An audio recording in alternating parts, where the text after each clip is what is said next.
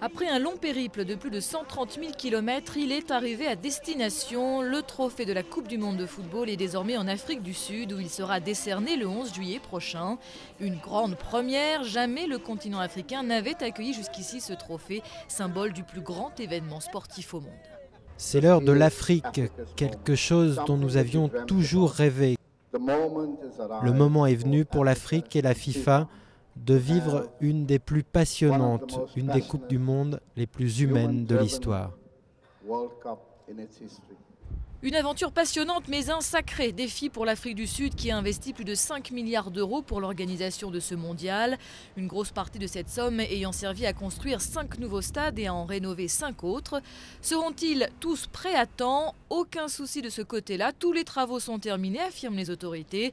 Même si l'emblématique stade de Soccer City à Soweto n'a officiellement toujours pas été livré à la FIFA.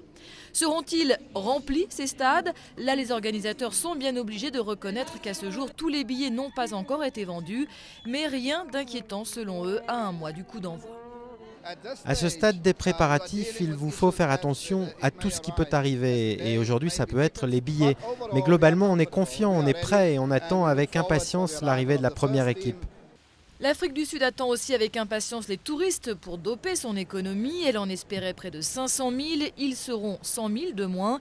De quoi lui permettre tout de même de gagner plus d'un demi-point de croissance. Et puis vu les problèmes de logement et de transport insuffisants dans certaines villes, il valait finalement mieux que les visiteurs étrangers soient moins nombreux que prévu. Est-ce le taux de criminalité en Afrique du Sud, réputé pour être l'un des plus élevés au monde, qui en a dissuadé certains de venir?